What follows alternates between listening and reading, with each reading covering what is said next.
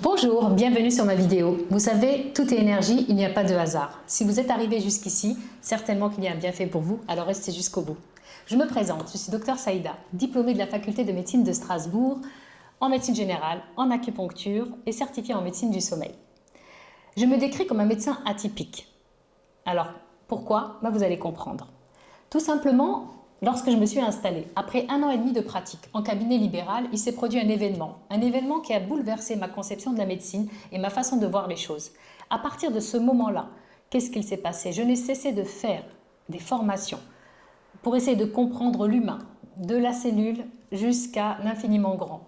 C'est-à-dire, j'ai fait des formations en hypnose, en acupuncture, en aromathérapie, en fleurs de bac, en médecine du sens, en médecine énergétique, en homéopathie.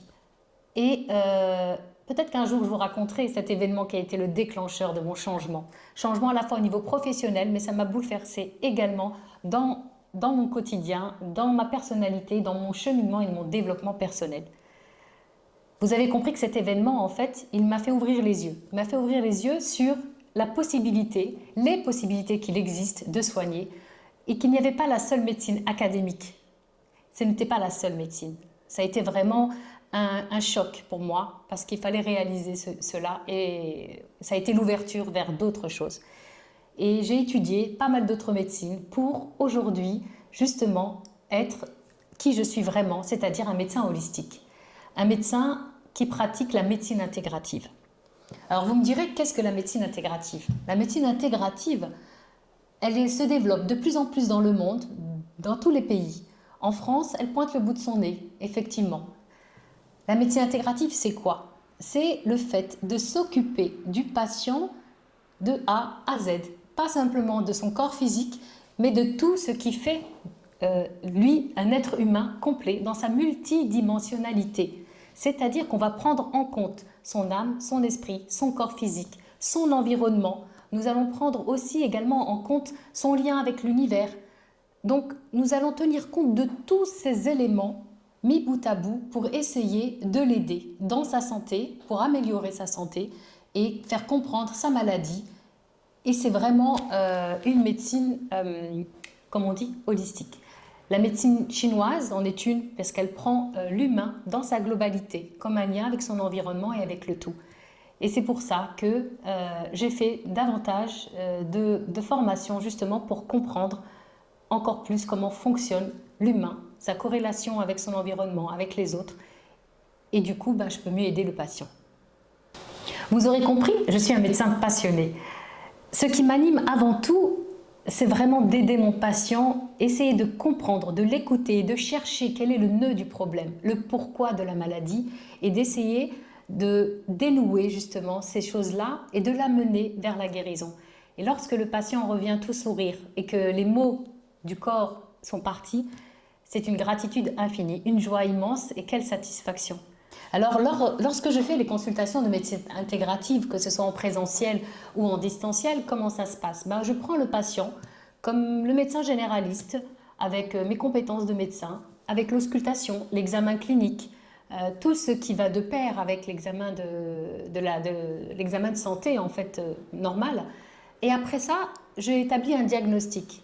Un diagnostic qui va être multiple, un diagnostic qui va toucher soit le corps physique, le corps énergétique, un diagnostic qui va prendre en compte justement toute la multidimensionnalité de cet être.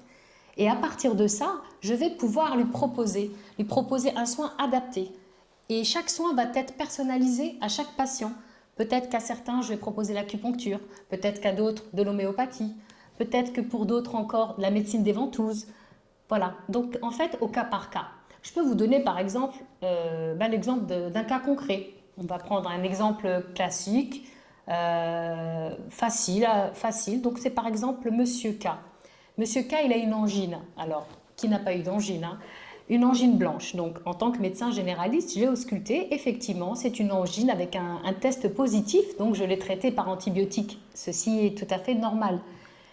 Ensuite, il revient 2 mois et demi plus tard, à nouveau cette angine, alors que tous les examens ont été faits, il n'y a pas eu de soucis particuliers au niveau biologique. Je l'ai remis sous antibiotiques et 3 mois plus tard, à nouveau une angine. Alors à ce moment-là, je me dis, non mais c'est pas possible, pourquoi est-ce qu'il fait des angines à répétition? Et c'est là que la médecine intégrative va intervenir. Pourquoi? Pourquoi est-ce que cet homme-là fait une angine? Alors un médecin classique va, de la démarche suivante, ça va être de l'envoyer chez l'ORL, probablement pour se faire enlever les amygdales. Mais ce monsieur K, il était pas trop OK pour se faire opérer. Et à ce moment-là, on a entamé justement une autre façon de voir les choses.